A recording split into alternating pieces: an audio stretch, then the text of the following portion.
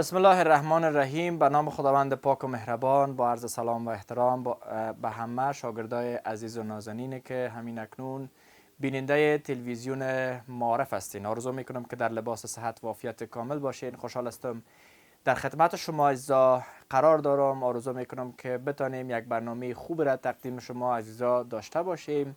عزیزایی که سال جدید تعلیمی را آغاز کردین، بر شما عزیزان سال جدید تعلیمی را تبریک و تهنیت عرض میکنم. آرزو میکنم که یک سال خوش و خوب را پیش رو داشته باشین. و عزیزای نازنین، به صنف 12 شما را خیلی خوش آمدید میگم که به سال جدید خوش آمدین و به صنف جدید، و فکر میکنم امسال دیگه بخیر شما از این صنف خلاص شوین، مکتب هم خلاص میکنین و خوب است. یک سال بسیار با ارزش است. آمادگی بر کنکورتان میگیرین و یک آمادگی بر خاص بر کنکور می داشته باشین.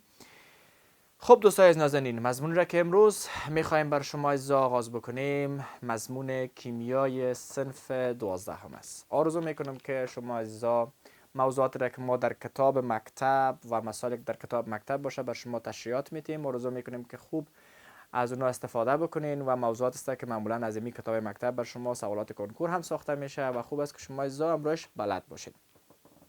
شما در صنف 9 همراه یک مضمون خاص کیمیا به نام کیمیای عضوی آشنایی پیدا کردیم و در صنف 12 هم مسائل که مربوط به کیمیای عضوی می شود ما مطالعه خواد کردیم، ولی کم بالاتر و قویتر خواد خواندیم که کیمیای عضوی چی است و در زندگی روزمره ما شما چی اهمیت داره.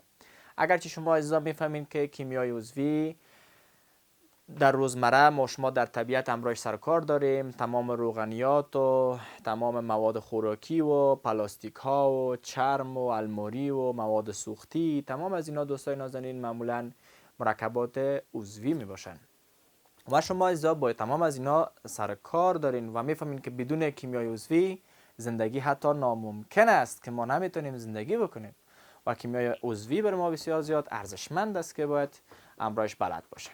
دوستای عزیز و نازنین، کیمیای عضوی خاصتا از دو عنصر بسیار مهم بحث میکنن که او عبارت از کربن و هیدروژن می باشه. کربن و هیدروژن، این دو تا عنصر بسیار بسیار بسیار بالاست، سطح اعظمیشان در کیمیای عضوی بسیار بالاست و بخصوص کربن. بدون کربن هیچ کیمیای عضوی وجود نداره، هیچ وجود نداره. حتما هر مرکب را که شما به نام عضوی میشناسید درش کربن هست، اما هیدروژن تقریبا 98% تمام مرکبات می باشه. 2% امکان داره در بعض مرکبات هیدروژن نباشه، اما معمولا و همیشه کربن در تمام مرکبات وجود داره. دوستای عزیز نازنین، مرکبات عضوی ارزششان نسبت به مرکبات غیر عضوی بیشتر است. شما اگر در کتابتان در صفحه 2 مراجعه بکنین، اگر دقت کرده باشین، در صنعت دوستای نازنین در فرانسه در سال 1995 مبلغ 185 میلیارد در صنعت دوستای نازنین فرانک که رقم فروش سالانه از دوستان عزیز از مواد عضوی بود و از غیر عضوی دوستان نازنین مواد که مصرف شدیدن در 52 میلیارد فرانک بوده در فرانسه. پس شما از این لحاظ میبینید که ارزش مرکبات عضوی چقدر بالاست. تیل بر شما مثال میدم، تیل ببینید چقدر قیمت بالا و پایین میشه، چقدر ارزشش بالا و پایین میشه، که شما میبینید بدون تیل تا هیچ موتور هیچ وسیله برقی کار نمیده. شما میبینید کلش به تیل ضرورت داره. بنابراین دوستان نازنین ارزش مرکبات عضوی نظر به مقداری که حتی فروش از به شما سالانه در فرانسه صحبت کرده، حتی ببینید دوستان نازنین یک مثال بسیار زیاد است که پیسه از او را ببینید و پول از او مصرف از او را ببینید. برای مرکبات عضوی هم پر مصرف هستند و هم فروش بسیار عظیم و گزاف داره. دوستان عزیز نازنین، به خاطر از اینکه ما کیمیای عضوی را خوب بفهمیم، اولین گام ما را میخواهیم که شروع بکنیم به موضوع کربن. پس خوب است که ما شما همراه کربن آشنا شویم و اینکه کربن چگونه مرکبات میسازه و چگونه رابطه میسازه بلد شویم. دوستان عزیز نازنین، شما با کربن آشنا هستین که ما بر شما بازم میخوایم که کربن اینجا معرفی بکنم. کربن دوستان نازنین دارای نمبر اتمی 6، کتله اتمی 12، کتله اتمی 12. نمبر اتمی 6 چی مانه میده؟ یعنی 6 تا الکترون داره 6 تا پروتون داره و 6 تا نیوترون هم دوستان نازنین داره. خب ساختمان الکترونیکی یا ساختمان الکترونی کاربن دوستان نازنین، ساختمان الکترونیش هم دوستان نازنین 1:2 2:2 2p2 می باشه. 2p2 دوستان نازنین شما آشنایی دارین که این ساختمان الکترونی می باشه که در صنف دهم به شما ساختمان الکترونی تدریس شده. فقط به شما مرور میکنم که قاعده کلچکوفسکی بود که ما شما خوانده بودیم که رای الکترونی می باشه و ساختمان الکترونی خود اتم نشان میده. اگر شما دقت کرده باشین اینا را جمع بکنیم 2 2 4 2 6 6 تا الکترون دوستان نازنین میفهمیم که چی داره؟ کربن داره. دوستان عزیز نازنین، اما ساختمان الکترونیکی یا الکترونی تحریک شده دوستان نازنین اتم کدام است؟ این رقم یک ساختمان داره 1:2 2:2 ببخشین 1:2 2:2 و دوستان نازنین یک دانه از این کم شده 1:2 2:2 و یک تا به انتقال کرده 2p3. اینی دوستان نازنین ساختمان تحریک شده چی است دوستان نازنین؟ ساختمان تحریک شده کربن است. 1:2 2:1 2p3 این ساختمان تحریک شده الکترون است که شما دوستان نازنین باید در نظر داشته باشید. خب این که دوستان نازنین خود کربن چگونه ساختمان داره بر شما عزیزا حالا من صحبت میکنم که چگونه یک ساختمان باید ما شما در کربن در نظر داشته باشیم. خب عزیزا گپی که بر شما میخوایم یادآور شوم ای است که در تا سال 1880 میلادی دوستان نازنین به تعداد 1200 مرکب عضوی شناخته شده بود. اما در سال 1998 اضافه از 20 میلیون مرکب عضوی شناخته شد در جهان. 20 میلیون مرکب عضوی. پس ببینید دوستان نازنین که تعداد از اینا چقدر در جهان از مرکبات عضوی زیاد است که شما باید در نظر داشته باشین.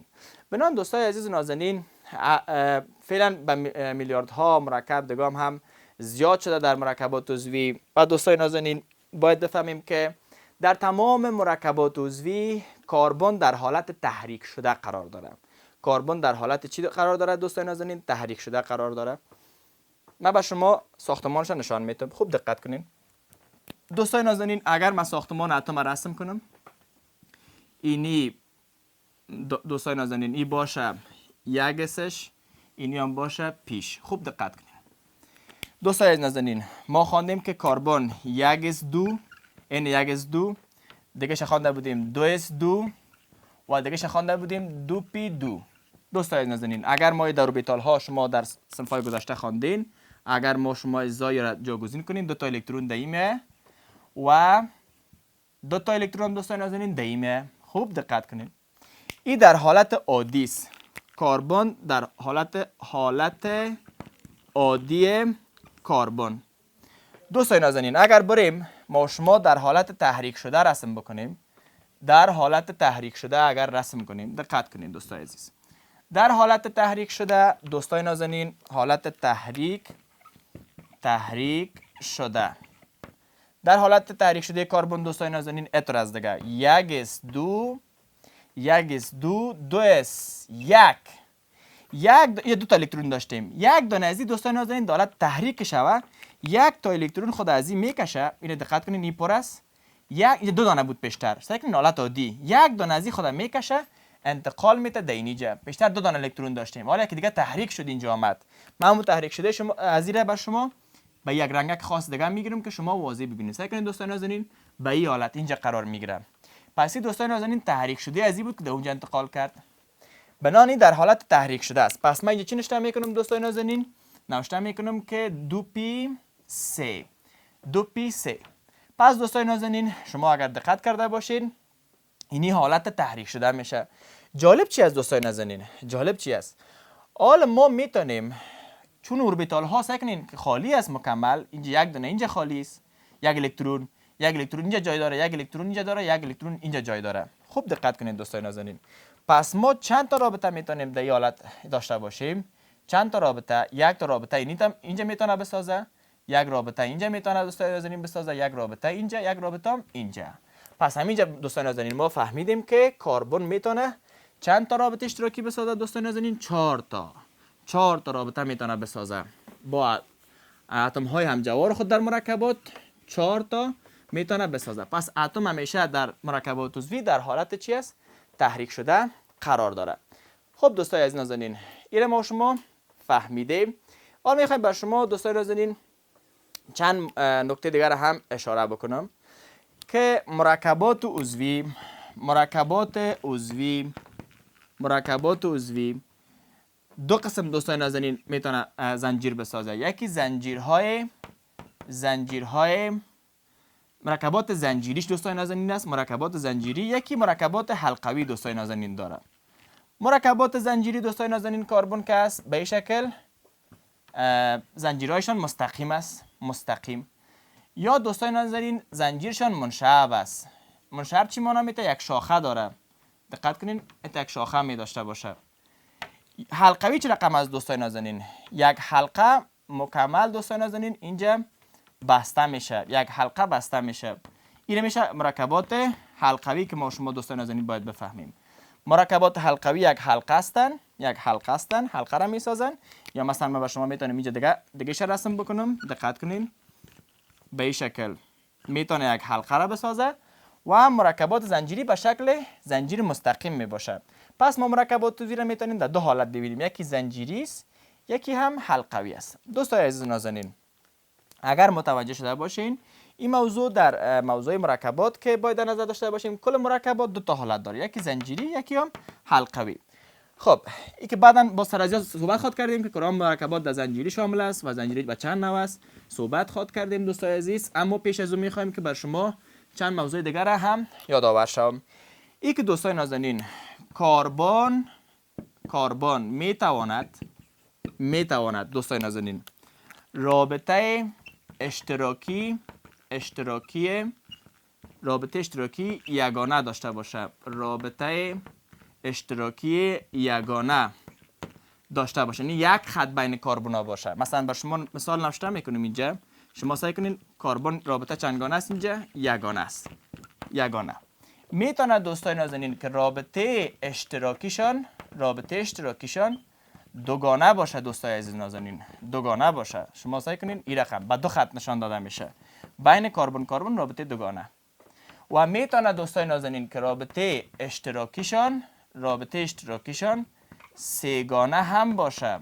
سه‌گانه، 1 2 3 تا خط باید باشه. دقت کنین، یک خط، دو خط، 3 خط میتونه باشه. به این شکل دوستان نازنین کربن میتونه رابطه اشتراکی یگانه، دوگانه و سه‌گانه داشته باشه. اینجا دوستان نازنین که رابطه دوگانه داریم و اینجا هم رابطه سه‌گانه داریم. بنابراین شما دوستان عزیز نازنین خوب است که همراه از اینا هم آشنایی پیدا کرده باشین. پس کربن میتونه رابطه یگانه داشته باشه، رابطه دوگانه و رابطه سه‌گانه داشته باشه. دوستان عزیز نازنین، ایران فهمیدیم که کربن میتونه که مرکبات زنجیری داشته باشه، مثل زنجیروار باشه، میتونه حلقه باشه. دو تا مرکب میتونه بسازه و انرژیش هم در کتاب شما ذکر شده که 360 کیلوژول. وقتی دو دانه کربن با هم رابطه میسازن، مثلا یک دست ما یک کربن، دیگه دست ما دیگه کربن، وقتی که دو تا کربن با هم رابطه میسازن، میفهمین چقدر انرژی آزاد میشه؟ 360 کیلوژول فی مول. هر مولش 360 انرژی آزاد میسازه. که خوب از دوستان نازنین شما بفهمین که ما میفهمیم در طبیعت کربن ایزوتوپ های دیگه هم داره که کربن ایزوتوپ 6 و 12 بسیار فیصدی زیاد است، 6 13 داریم و 6 14 که مصنوعی می باشه و رادیواکتیو می باشه و مقدار 6 13 بسیار کمتر است. نصف طول عمرش هم دوستان نازنین در کتاب شما ذکر شده که از کربن 6 و 14 دوستان عزیز 55 68 سال می باشه. نصف طول عمر دوستان نازنین 5568 سال که می باشه که در نتیجه تشعشع بیتا به نیتروژن تبدیل میشه که موضوعاتی است که در بر شما عزیزا صحبت شده. دوستان عزیز نازنین، گپ دیگه که باید بفهمین در تمام مرکبات عضوی که در موجودات حیه یا زنده قرار داره دوستان عزیز، ایزوتوپ های 6 14 و 6 12 در حالت تعادل بوده و نسبت تعادلشان 6 14 بر 6 12 10 به توان منفی 12 است که در کتاب شما عزیزا هم ذکر شده. خوب است که طرف کتاب هم شما عزیزا دقت بکنین. و همین رقم دوستان عزیز در به خاطر که این کربن 55 68 سال، یعنی 5568 ساله که کربن 614 داره. این از این میگیرن استفاده میکنن در دریافت طول عمر موجوداتی که قبلا سالها قبل 30,000 سال قبل وفات کرده باشن، میتونن طول عمرشون از طریق قضیه پیدا بکنه.